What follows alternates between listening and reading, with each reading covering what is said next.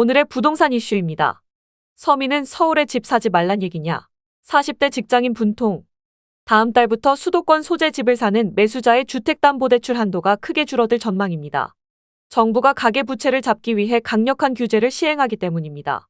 일부 시중은행에선 전세자금 대출 문턱도 높일 예정입니다. 서민들의 삶은 점점 팍팍해져만 갑니다. 어떻게 된 일인지 네티즌들의 반응과 함께 알아보러 가시겠습니다.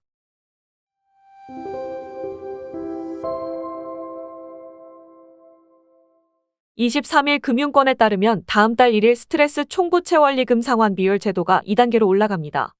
2단계 스트레스 DSR에서는 가상금리를 0.75% 더하는 것으로 예정돼 있었지만 금융당국이 가상금리를 1.2%포인트로 상향해 적용하기로 했습니다.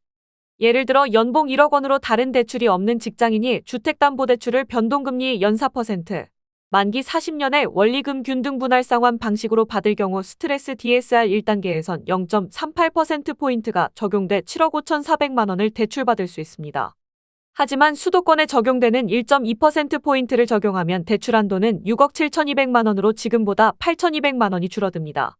연봉 5천만 원의 직장인의 경우는 현재 3억 7,700만 원을 받을 수 있지만 다음 달부터 수도권에선 3억 3,600만 원만 가능해 지금보다 4,100만 원을 덜 받습니다. 초강력 대책을 내놓은 까닭은 가계대출을 잡기 위해서입니다. KB국민 신한하나 우리 NH농협 등 5대 시중은행의 가계대출 잔액은 14일 기준 719조 9,725억 원으로 집계됐습니다. 지난달 말 715조 7,383억 원에서 이달 들어 2주일 만에 4조 2,342억 원 더 불어난 규모입니다. 가계대출 급증의 원인은 주담대의 증가입니다. 5대 은행의 주담대 잔액은 14일 기준 562조 9,908억 원으로 집계됐습니다. 지난달 말 559조 7,501억 원에서 이달 들어 3조 2,407억 원 더 늘었습니다. 서민을 대상으로 하는 디딤돌 대출과 전세자금 버팀목 대출 금리도 인상됐습니다. 디딤돌 대출 금리는 기존 연 2.15에서 3.55%에서 2.35에서 3.95%로, 버팀목 대출 금리는 기존 1.5에서 2.9%에서 1.7에서 3.3%로 올랐습니다. 이들 대출은 주택도시기금 재원으로 공급되는 정책 금융상품인데 서민 대출자들이 내야 할 이자를 늘려 규제를 가한 것입니다.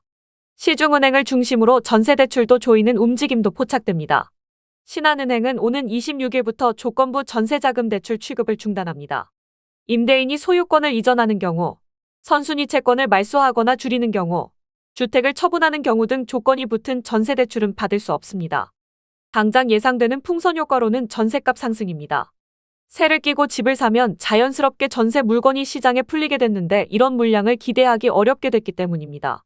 공급이 부족한 서울을 놓고 보면 전세 물건이 풀릴 곳이 마땅치 않아 가격이 더 치솟을 수 있습니다. 전세 실수요자들이 전셋집을 찾지 못하고 월세로 밀려나게 되면 더 큰 비용을 부담하는 상황에 놓일 수도 있습니다. 주거 안정성이 떨어지게 되는 것입니다. 만약 여유가 있어 매매 시장으로 넘어간다면 매수 수요가 늘어나면서 집값을 밀어올리는 방아쇠 역할을 할 수도 있습니다. 강력한 대출 규제에 서민들의 불만이 쏟아집니다. 서울에서 직장을 다니는 김모 씨는 사실상 서민들 집 못 사게 하는 정책이라면서 돈 많은 사람들이야 대출이 무슨 상관이 있겠느냐, 결국 잘 사는 사람들만 더 잘 살게, 서민들은 내 집 마련도 못하게 하는 것이라고 토로했습니다. 한 부동산 시장 전문가는 가계부채가 급증하면서 상황이 심각한 것은 이해하지만 규제가 서민들이 집을 마련하는 데 좋지 않은 영향을 준다면 이 또한 문제라면서 소위 잘 사는 사람과 못 사는 사람의 격차를 더 벌려 시장 양극화가 심화할 가능성도 있다고 지적했습니다.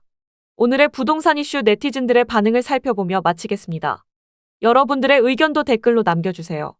전부 은행 돈으로 사지 말고 네 돈도 좀 보태서 사라는 말이다. 무슨 서민 타령이야?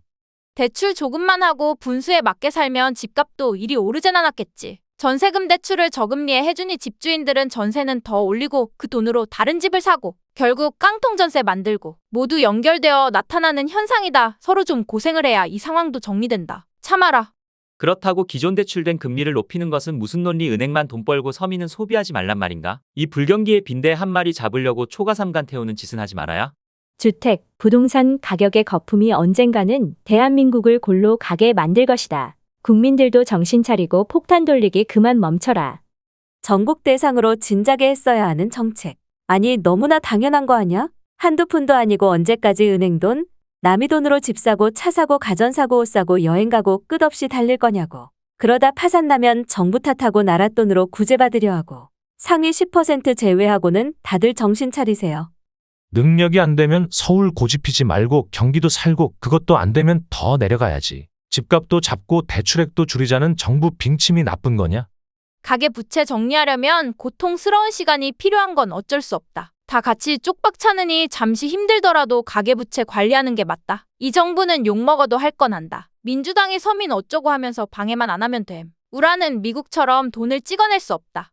이쯤 되면 정부 정책 잘못이 아니라니까? 그냥 국민성 자체가 투기에 올인한 민족임. 대출 금리를 확 올려라. 하우스 푸어들부터 작살내야 한다. 돈 없으면 서울집 사면 안 되지. 돈 안 갚을 거면서 어디서 수작질이냐? 내가 왜 세금으로 니네 빚을 탕감시켜줘야 되는데 적어도 자기 자본 60%는 있어야 나머지를 빌리는 거지. 지도는 20%밖에 없는데 80% 대출 전세 내주고 전세 사기를 치는 게 아니냐? 누가 서울집 사지 말라고 했냐? 네 돈으로 사라고. 6억 이상 대출받아 집 사나? 1, 2억 대출받고 집 살 수 있는 수준으로 고르면 되지 않나? 집을 사는 서민은 수도권에는 없음. 수도권에서 집 살 생각하면 서민이 아니라는 얘기. 지방은 집값 폭락인데 지방으로 오세요. 전세 대출 안 해준다고 서민들 삶이 팍팍해진다는 건 뭔 소리냐? 내가 이상한 건가? 서울이 안 비싸게 만들면 되는데 장기적으로 국토균형 발전이 될 수 있게끔 지방을 좀 살려줘라. 서울만 좋고 경기도만 살만하니까 사람이 몰리는 거잖아. 지방에는 사람이 없다. 지방도 사람 살만하게 좀 만들어줘라. 전세 대출을 아예 없애야 집값 잡는다. 뭔 집 한 채의 대출 종류가 왜 이렇게 많은지. 여기까지 네티즌들의 반응이었습니다. 시청해주셔서 감사합니다. 여러분들의 의견도 댓글로 남겨주세요. 구독과 좋아요는 영상 제작에 큰 힘이 됩니다.